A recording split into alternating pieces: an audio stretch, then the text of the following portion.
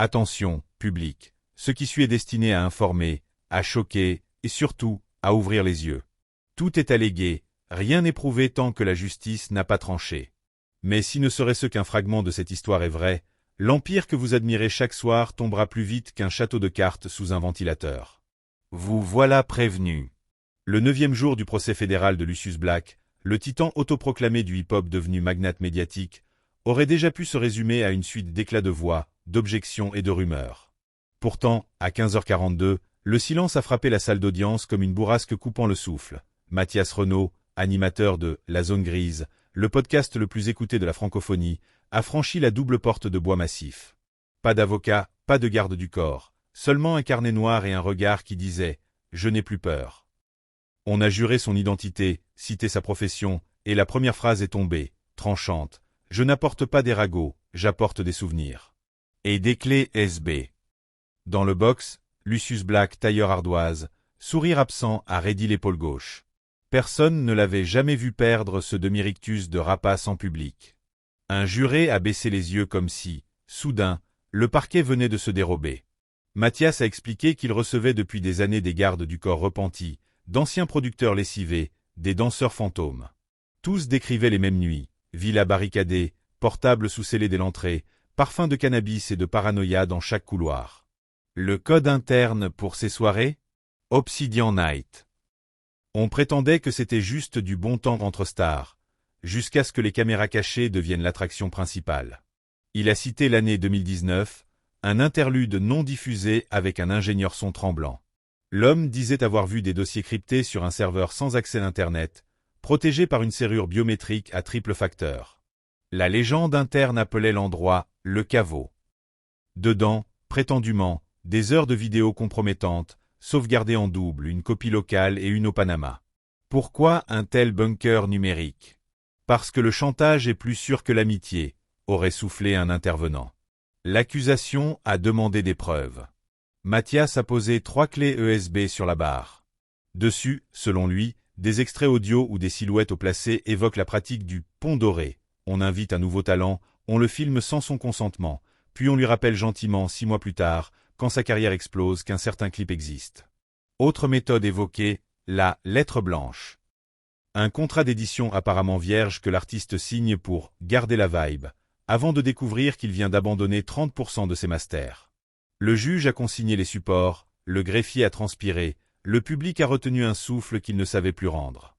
Mathias s'est raclé la gorge. J'ai eu des commandos marines sur mon micro, j'ai eu des théoriciens du complot, j'ai même eu un ex-agent de contre-espionnage. Aucun n'a tremblé autant que les danseuses sorties des coulisses de Lucius Black. Retour en 2017, un jeune vidéaste, pseudo Novacam, raconte une réception sur l'île d'Idrus, propriété louée par Black. Il croyait tourner un making-of. À 2 heures du matin, on lui confisque son Canon, on lui remet un Polaroid vintage et une instruction, photographier seulement le bonheur. Il obéit, puis s'égare dans une pièce rouge orangée.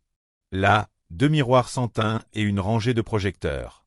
Derrière la vitre, une femme en larmes, filmée par un œilleton minuscule.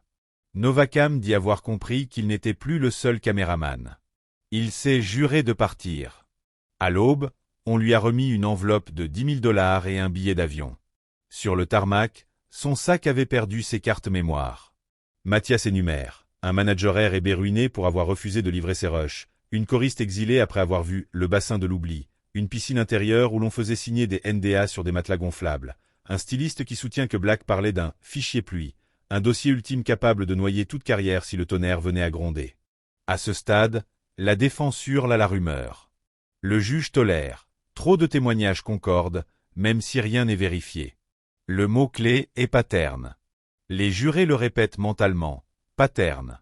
Flashback 2021. Mathias reçoit un email chiffré. Un expéditeur anonyme prétend travailler pour une société de récupération de données à Marseille. On leur aurait confié un NAS encrypté, origine Miami, payé en crypto-monnaie. Les fichiers portaient des noms de soirées, ON 2018A, ON 2019B. Au montage d'une vidéo corrompue, un visage de parlementaire européen apparaît 3 secondes. Puis l'écran se fige. Le technicien sauve une vignette, assez pour reconnaître un tatouage réputé discret. L'équipe panique, restitue le matériel, encaisse un étrange bonus, et jure de n'avoir jamais rien vu. Rumeur? Peut-être. Sauf qu'une semaine plus tard, la même société reçoit toujours selon l'email une injonction privée de ne plus mentionner ce disque sous peine de poursuite. Aucun juge, juste un tampon d'avocat luxembourgeois. Bizarre coïncidence? Ou chaîne de commandement plus rapide qu'une citation à comparaître? Mathias devient plus personnel. Il parle d'un DJ électro, alias Neon Dust, apparu sur son show au printemps 2022. Hors antenne, Néon explose en larmes. Ils ont mon frère. Il explique que le petit frère, aspirant rappeur, a participé à une Obsidian Night, qu'il a essayé de filmer, pour le fun. 2 jours après, un SUV le suit de Clermont-Ferrand à Lyon. Dans sa boîte mail, un clip muet, lui, inconscient, allongé sur un canapé, entouré de personnes masquées. Message joint, on gère ta promo. Néon accepte un deal de distribution avec le label de Black. Depuis, Chartbuster garantit à chaque sortie, mais plus un seul mot plus haut que l'autre. La salle d'audience frémit. Collusion entre menaces et réussite commerciale? Fantasme ou stratégie? Lucius Black croise les bras. Un sourire nerveux? Ou le reflet de la clim sur des dents serrées? Mathias poursuit. Il révèle qu'en octobre dernier, lui et son équipe ont reçu 3 courriers d'huissier successifs. Objet, diffamation potentielle, avant même diffusion d'un épisode. Intimidation préventive? L'avocat signataire, curieusement, est le même qui représente aujourd'hui un géant du streaming impliqué dans un partenariat exclusif avec Black Media Group. Pivot dramatique, la liste des invités muets. Un ex-quarterback, une star montante de la pop latine, un acteur de blockbuster. Tous ont assisté à des Obsidian Night, tous ont décliné l'invitation à « La Zone Grise », quand Mathias a proposé d'en parler. Coïncidence? Lui demande la cour. Silence chorégraphié, répond-il. Et les rumeurs d'argent sale? Un comptable licencié aurait glissé à Mathias qu'un compte numéroté, code L.Bérin, reçoit tous les ans la même somme, 5 millions nets, transférés le même jour, depuis 5 banques différentes, vers un trust impossible à retracer sans commission rogatoire internationale. Usage supposé, entretien du caveau, honoraires de cybersécurité et notes manuscrites découvertes dans une boîte à archives, fonds d'influence inattendus. La juge des référés a voulu stopper le flot. Trop tard, la salle entière est captivée. L'audience n'assiste plus à un procès, mais à l'autopsie en direct d'un réseau de peur. Mathias annonce une dernière bombe. 3 semaines avant de témoigner, il a reçu une vidéo anonyme. On y distingue des néons violets, le logo stylisé d'Obsidian Night projeté contre un mur, et, surtout, le visage masqué d'un jeune chanteur R&B aujourd'hui numéro 1 du top mondial. Il tient un verre, chancelle, recule. Derrière lui, un homme porte un smartphone braqué sur lui. Le cliché se fige. On entend un murmure, dis-lui de signer. La vidéo coupe. Lucius Black bouge enfin, il échange 3 mots avec son conseil. L'avocate se lève, objecte, montage, deepfake, on ne peut authentifier. Mathias hoche la tête, exact. Je ne peux pas. Mais les métadonnées, elles, pointent vers un téléphone appartenant à Royal Sky Logistics, société créée par le chauffeur personnel de Black. Encore une coïncidence? Le juge ordonne une vérification indépendante. La défense respire, parle de calomnie. L'accusation se pourlèche, voilà la piste matérielle qu'elle attendait. Dans la salle, un murmure collectif. Et si ce disque dur existe?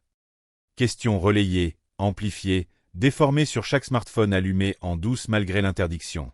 Mathias, lui, conclut debout, voix grave.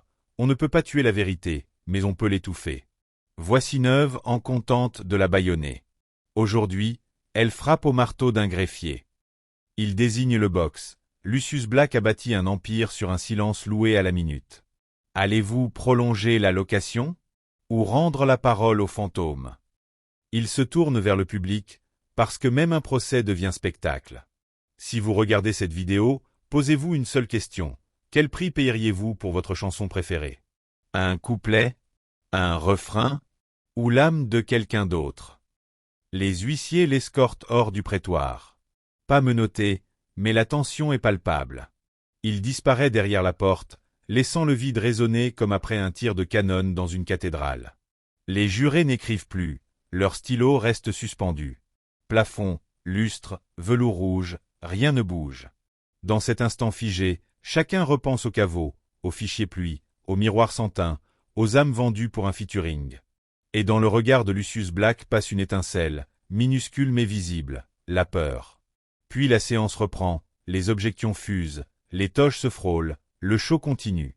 Mais la magie noire de l'impunité, elle, vient de perdre un peu de sa poudre. Les cartes mémoire n'ont pas encore parlé, les serveurs sont peut-être hors de portée, et pourtant l'édifice craque déjà. Car si un seul mot emprisonné trouve la lumière, tout l'édifice s'effondre.